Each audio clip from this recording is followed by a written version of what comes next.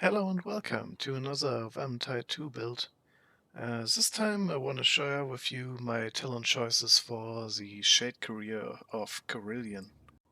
So let's get started. Let's have a look at the talents first. Our passive ability is Murderous Prowess. Critical hit backstabs instantly slay main-sized enemies. Her career skill is Infiltrate. She becomes undetectable, gains bonus damage, and can pass through enemies. It lasts for 5 seconds or until she attacks. The other passive is Assassin's Blade, 50% additional damage when attacking enemies with a melee attacks from behind. So we can look at the bestiary, which enemies count as man-sized enemies. This bestiary is a mod for Vermintide 2. You can find it in the workshop. So yeah, we've got Skaven Safe, of course, Clan Rats, even with shield, are man-sized, Plague Monks, Storm Vermin, Warp Fire Thrower, Poison with Globally Assassins, Rattling Gunners, of course the Packmaster, and the Sack Rat. Surely no bosses, of course, for obvious reasons. From the Chaos roster, we've got the Fanatics, the Raiders, the Bulwarks, the Raiders with a shield, Savages, Maulers. Chaos Warriors, interestingly, don't count as man-sized, even if they're just slightly bigger than the Maulers in comparison here. But yeah, Life Leech and Blindstormer count, and of course not the bosses or the monsters. From the Beastmen, we've got the Unkors, we've got the Gors, and even the Bestigors are man-sized. Interestingly, the standard Beerus doesn't count here. It's like the same model from the Bestigor and standard Beerus, but yeah, this enemy doesn't count as man-sized, so there's no chance you can instant kill it with a backstab. Okay, we take a look at the first talent row. We've got Bleak Vigor. Melee crit strikes and headshots restore 2 temporary health. Critical headshots restore twice as much. We've got Kane's Thirst. Melee killing blows restore temporary health based on the health of the slain enemy. And we've got Bloodkin. It's named different, but it's the same for every career. Healing yourself with a first aid kit or with a healing dwarf also heals your nearby allies. I'm sorry. So I went for Kane's Thirst here. It's easier for me to hit the melee killing blows and get health regarding to the missing health of my enemy instead of going for the crit strikes. It's only 2 temporary health, and I think you can get more out of it if you go for the melee killing blows in this case. For the next talent row, we first got Cruelty. It increases critical strike damage bonus by 50%. We've got Exploit Weakness, increases the damage by 20% to poisoned or bleeding enemies. And we've got Exquisite Huntress. Headshots increase headshot damage bonus by 10% for 5 seconds. And it stacks up to 10 times. So in the best case, you've got 100% bonus damage on headshots. Yeah, but only for 5 seconds, so for short range you can have increased headshot damage if you are good at it, at headshotting itself. You can go for this talent, but I don't think that in the normal case you will get enough out of it to make it worth it. So I would recommend Cruelty here, that you have increased crit strike damage by 50% without doing something for it. You just have it stacked up with your normal crit damage. Yeah, the damage itself against poisoned or bleeding enemies can be useful. Yeah, but it depends. If you play with a bow that does poison damage, it can be good, but I don't think the other talents here are benefiting more than Cruelty does.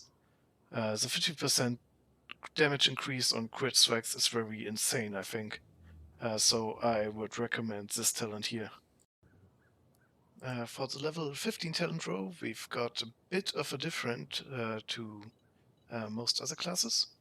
First, we have got Smiter. The first enemy hit always counts as staggered, and you deal 20 more damage to staggered enemies. Each hit against a staggered enemy adds another count of stagger, and the bonus damage is increased up to 30% against enemies that are afflicted by more than one stagger effect. The third one is enhanced power, so your power level is increased by 7%. Yeah, like I said before, this one here is meant to be for ranged classes. The difference is here with the Assassin talent. Deal 20% more damage to staggered enemies. Each hit against a staggered enemy adds another counter of stagger. So far, it sounds familiar to Smiter. It's the same text with the difference that Assassin, the first enemy doesn't count as staggered. But the difference starts here. Headshots and critical hits instead inflict 40% bonus damage, as do strikes against enemies afflicted by more than one stagger effect. So, you not only get the 40% bonus damage if the enemy is affected by more than one stagger effect, but you also get it for every crit strike and for every headshot you do, which makes this talent here better than Smiter in comparison, where you only get the 40% bonus damage if the enemy is afflicted by more than one stagger effect. So yeah, it's a nice bonus, and you should get for Assassin in this case here. Let's take a look at the level 20 talent row. We've the first talent, I can't spell it. It's meant Assassin's Blade is increased to 75% additional damage when attacking enemies from behind. Assassin's Blade is a passive here to get it to Remembrance. 50% additional damage when attacking enemies with melee attacks from behind. So this talent here only increases the additional damage from 50% up to 75%. We've got Blood Fletcher, the last talent in this row. Backstabs return one bolt or arrow. It can trigger only once every 2 seconds. So if you want to go with her in a more ranged focus way, or if you use your ranged weapon very often with you, this sound may be good, can be a bit of useful, but I'm not using it since I don't use my ranged weapon that often that I would get use out of it. And I mean, in the end, this class here is meant to be a melee character, so. And this talent here is also the best choice if you think of it.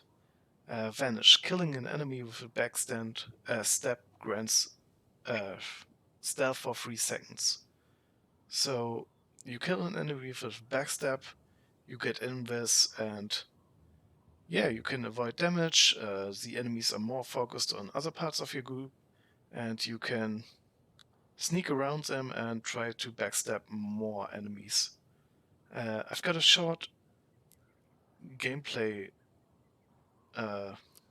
video where you can see the effects of Vanish in action, where you can see that the invis is applied, how the talent looks like in-game. So as you can see here, I've backstepped, got in this, but I don't get the bonus from the ultimate. So, back from the gameplay, back to the talents. We take a look at the level 25 talent row. We've first got Blood Drinker. Critical hits reduces damage taken by 20% for 5 seconds. We've got Spring Healed Assassin. Crit strikes increases movement speed by 20% for 5 seconds. And we've got Glade Runner. It increases the movement speed by 10%. So you can choose Glade Runner if you want permanent movement speed increase. So, whoa, game is lagging for some reason. I would go for this one here instead. I like it a bit more of Glade Runner. You get a bit of more movement speed out of it.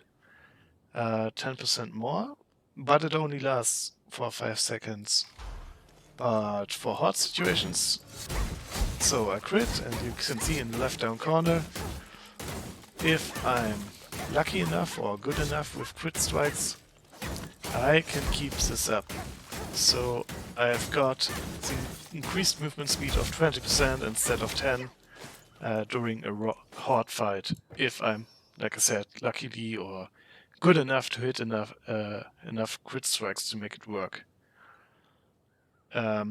This one here, Blood Drinker, works the same way, but it doesn't increase movement speed, only reduces the damage taken.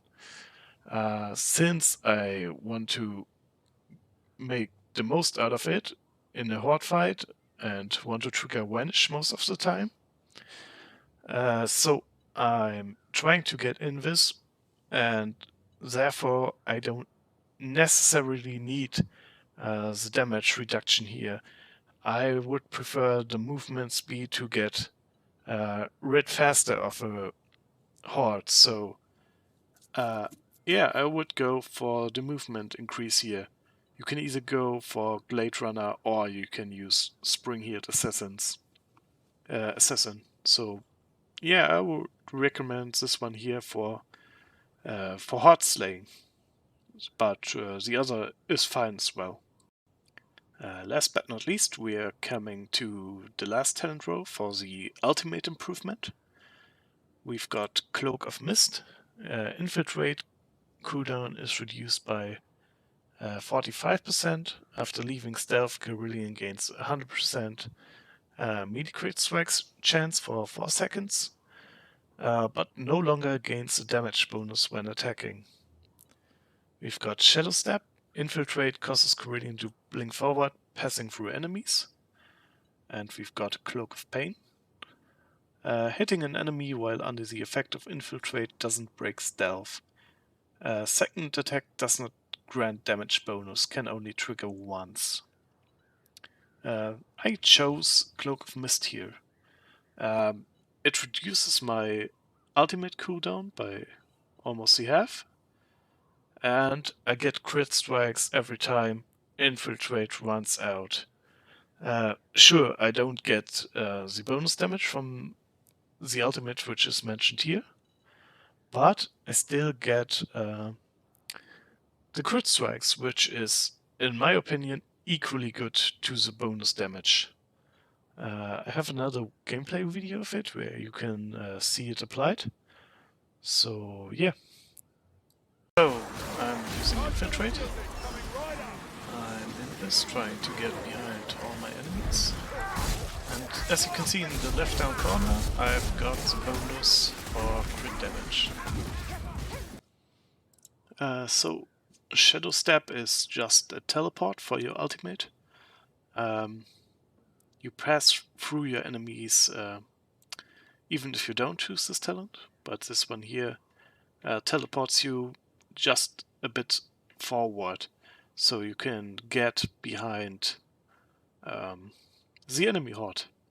I've got another video for it to show you the range of it. I want to show off the range of Shadow Step. So we start from this border here and try how long forward we can dash with this talent chosen. And as you can see, to this door frame here. So from here to that pretty wide range, you can easily shadow step through every horde there is and get behind your enemies and try to backstab them with this talent. So as you've seen, shadow step here is more of a movement or positioning ultimate increase choice here. The last one, Cloak of Pain, doesn't break stealth on the first hit you do. So you've got one hit free if you are using the ultimate and you are in stealth. Yeah. But since the second one doesn't count for the bonus damage, and I've also got Vanish here, that I get invis more often when I backstab, I would go for Cloak of Mists here. So you've got the increased cooldown and you've got the guaranteed crit strikes when your ultimate ends. So yeah, I would say the most damage you can get is from Cloak of Mists here instead of Cloak of Pain. Yeah. So that's it for today. Thank you very much for watching and have a nice weekend.